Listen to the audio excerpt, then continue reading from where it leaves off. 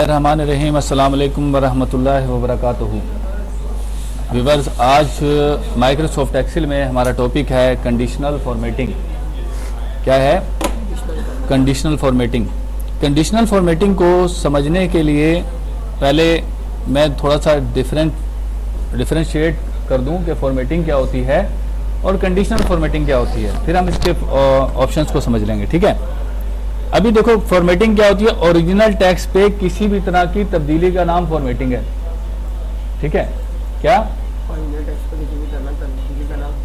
मिसाल के तौर पर ये असल जब आपने टेक्स्ट को टाइप किया वो ये, अब इसमें कोई भी तब्दीली आपने कर दी, लाइक इसका आपने साइज बढ़ा दिया, मिसाल के तौर पे आपने इसका फॉन्ट का स्टाइल चेंज कर दिया,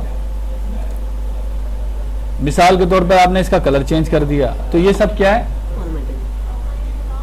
लेकिन क्या हो रहा है, वो जितना एरिया आपने सिलेक्ट किया हुआ वो सब पे अप्लाई हो रही है। जितना भी एरिया आप सिलेक्ट करेंगे या जितना भी टेक्स्ट को आप सिलेक्ट करेंगे वो फॉर्मेटिंग उतने ही एरिया पे, अगर आप फॉन्ट का साइज चेंज कर रहे हैं तो हर उस एरिया का जितना आपने सिलेक्ट किया हुआ है उसका साइज चेंज हो रहा है।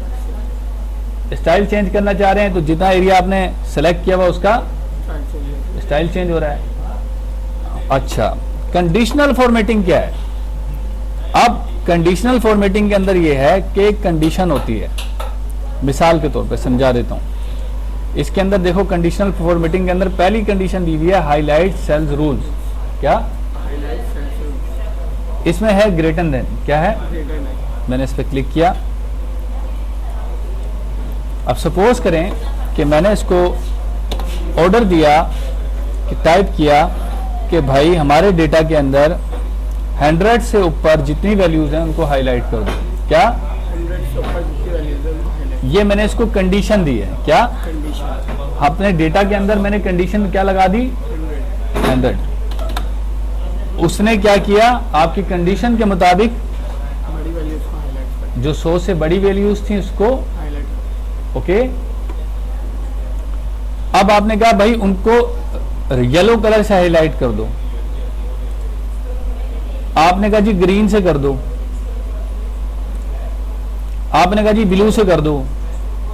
ब्लू तो है ही नहीं, राइट से कर दो। ठीक है, तो क्या करेंगे? Custom format. Custom format. Fill में आएंगे, क्या हो गया जी? ब्लू।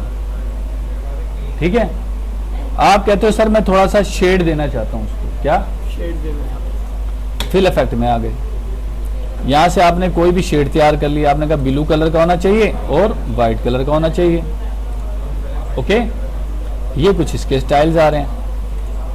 ओके ओके कर दो। अब आपने कहा सर बॉर्डर भी होना चाहिए, बॉर्डर पे क्लिक कर दो। आपने कहा लाइन ये होनी चाहिए, कलर ये होना चाहिए। ओके ओके कर दो। ओके, हो गया? जी सर। ठीक है।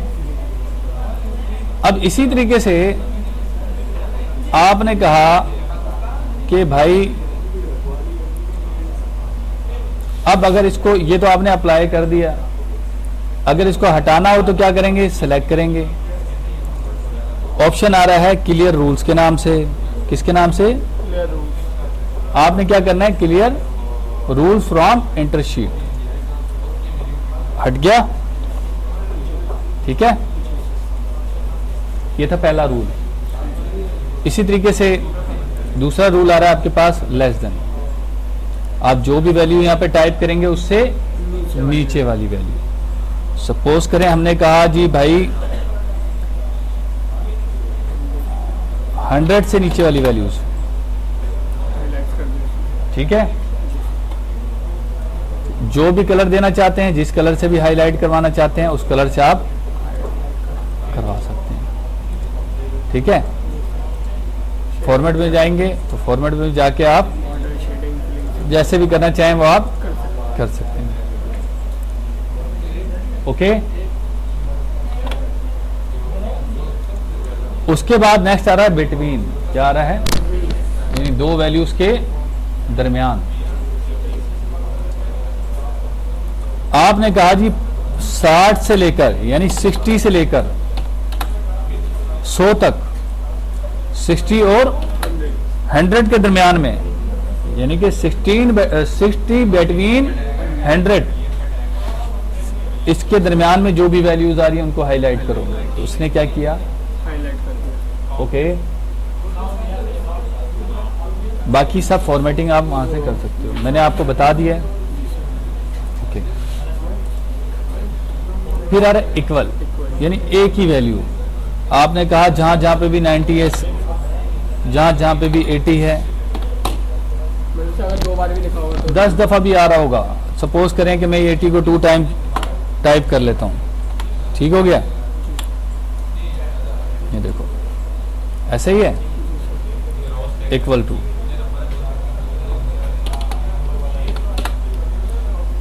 क्लियर।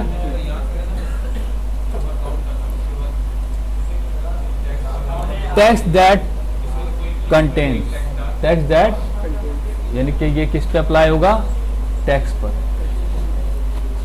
मिसाल के तौर पर ये आपके पास एक प्रोडक्ट की लिस्ट बनी हुई है,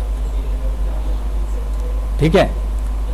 आपने कहा इस डेटा शीट के अंदर जहां जहां भी पेप्सी है, पेप्सी को सिर्फ हाईलाइट कर दो।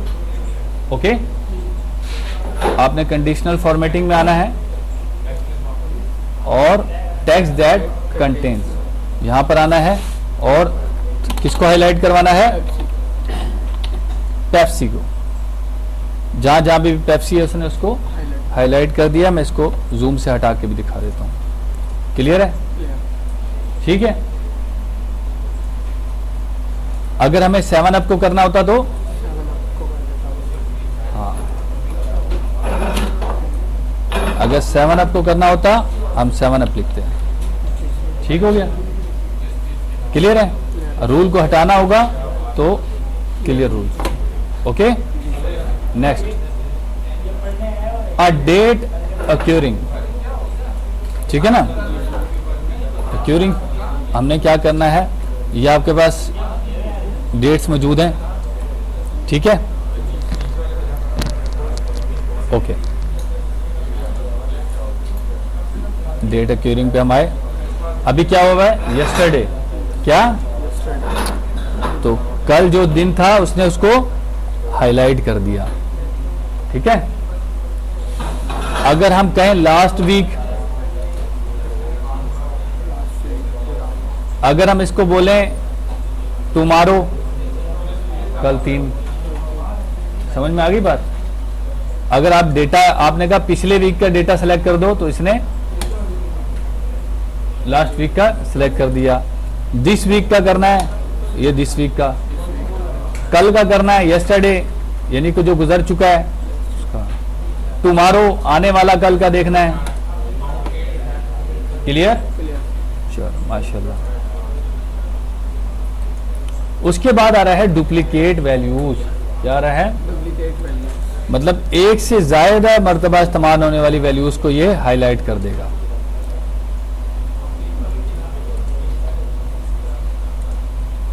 ठीक है। जहां जहां पे भी डुप्लीकेट वैल्यूज हैं उसने उनको हाईलाइट कर दिया, ठीक है।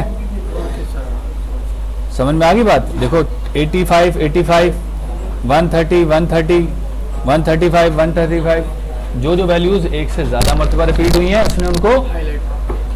अगर आप यूनिक वैल्यूज को हाईलाइट करना चाहते हो तो यूनिक पर क्लिक कर दोगे, तो ये यूनिक को, यानी कि जो सिंगल है, और हाईलाइट आप यहां से चेंज कर सकते हो, जैसा कि मैंने आपको पहले बताया। ठीक हो गया, यहां तक बात समझ में आ गई। उसके बाद आ रहा है टॉप बॉटम रूल्स। क्या आ रहा है, टॉप बॉटम। अच्छा जी, अब क्या है टॉप बॉटम रूल्स, क्या है। आपने कहा ये हमारे पास, मिसाल के तौर पर आपने कहा कि भाई ये डेटा सेलेक्ट कर लेता हूं, ये प्रॉफिट हमने निकाला हुआ है। बहुत छोटी छोटी वैल्यूज इसलिए लिए कि ताकि अगर छोटे छोटे बच्चे भी अगर इस वीडियोस को देखें तो वो भी समझ जाएं, जैसे कि अमजद भी देखे तो वो भी समझ जाए। ठीक है, तो अभी ये हमारे पास, अभी हमने ये प्रॉफिट निकाला हुआ है 20, 30, 15। ओके, हमने कहा कि भाई टॉप की बता दो 2 वैल्यूज, यानी कि सबसे ज्यादा प्रॉफिट कौन सी 2 वैल्यूज का है। ठीक है, तो हमने कहा या हमने कहा कौन सी प्रोडक्ट का है। ठीक है, तो उसने बता दिया कि भाई 51 है और 45 है। अगर हम कहें टॉप की 3, तो उसने बता दिया टॉप की 3 ये वैल्यूज हैं, टॉप की 4, टॉप की 4 वैल्यूज ये हैं। ठीक है, आगे बात समझ में। अच्छा, इसकी मिसाल ऐसे ले लो कि एक एग्जांपल आसानी से और दे देता हूं। जैसे कि हमने लिख दिया जी अमजद, लारेब, समझ में आना चाहिए ना यार, अदनान। ठीक है, और आतिफ भी कर देते हैं, ये तो इसको तो फेल करेंगे, कामरान। ठीक है, हमने कहा जी इसने 90 लिए हैं, 80 मार्क्स लिए हैं, और इसमें 30 लिए हैं, 40 लिए हैं, और इसमें 60 लिए। ठीक है, आपके पास ये डेटा मौजूद है। अब आपने कहा कि भाई देखो टॉप के जो आपकी क्लास के बच्चे हैं उनको हाईलाइट कर दो, टॉप 10। हमने कहा टॉप के 2 बच्चों को देखना है ना, तो इसने, ठीक है, और अगर हमें टॉप के 3 बच्चों को देखना हो तो यहाँ पे 4 करना हो तो 4। ठीक है, इसी तरीके से यहाँ से आप हाईलाइट भी कर सकते हैं, जैसे कि मैंने पहले भी बताया। क्लियर हुआ? इसी तरीके से ये तो टॉप की वैल्यूज थी। अगर आपको बॉटम से देखनी हो, ठीक है, ये बॉटम यानी कि सबसे छोटी, यानी सबसे कम नंबर लेने वाले कौन से 2 बच्चे हैं, अदनान और आतिफ। कोई से 3, अदनान, आतिफ और कामरान। ठीक है, आगे बात समझ में। ये था बॉटम एट। ठीक है, इसी तरीके से आप इस पे भी अप्लाई कर सकते हो। जैसे कि यहाँ से मैंने अप्लाई कर लिया बॉटम 10 एटम रूल्स। मैंने कि यहाँ पे उनको कहा कि टॉप की यानी कि कम से कम वाली जो वैल्यूज़ हैं उनको हाईलाइट कर दो। उसने बता दिए 10 वाले। ठीक है, कोई सी 2, कोई सी 3, कोई सी 4, कोई सी 5, कोई सी 11वें नंबर पे क्या है। ठीक है, टॉप के 10 लोग ऐसे हैं जिन्होंने 10-10 ही प्रॉफिट करवाया है। ठीक है, उसके बाद जो है वो 15 है, उसके बाद 20। ठीक है, क्लियर? ओके, अब आगे चलते हैं। अबव एवरेज, बिलो एवरेज, इसका मतलब क्या है?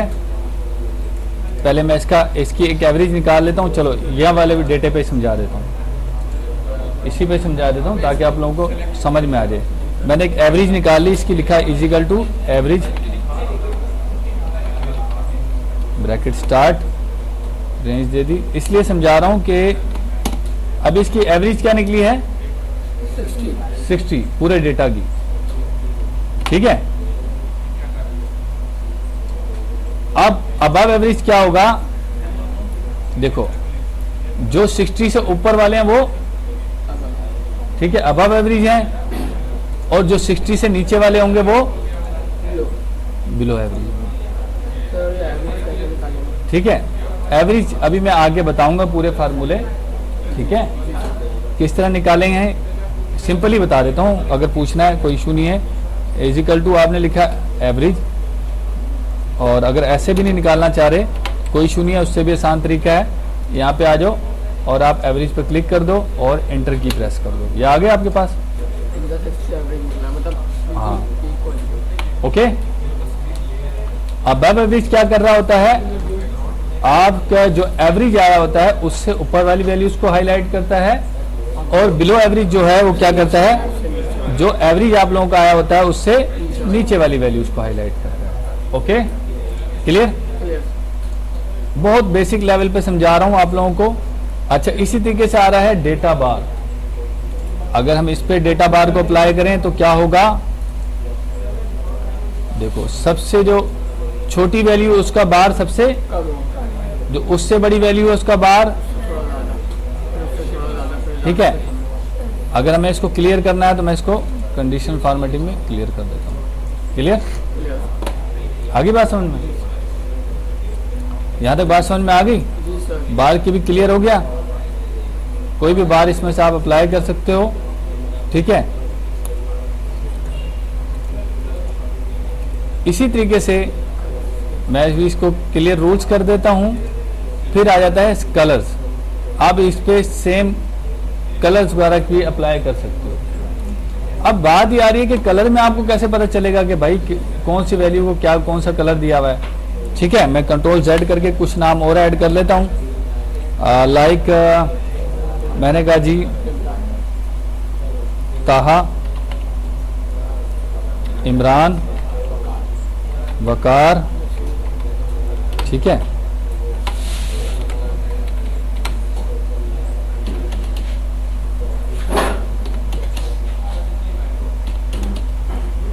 ठीक हो गया? मैंने इसको हाईलाइट कर लिया।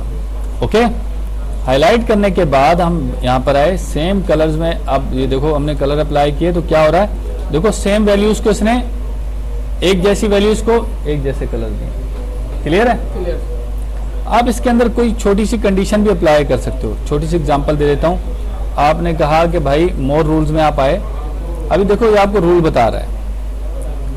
अभी फॉर्मेट स्टाइल आपने 2 रखा हुआ है, आप यहाँ पे 3 रखना चाहो 3 भी रख सकते हो, ठीक है।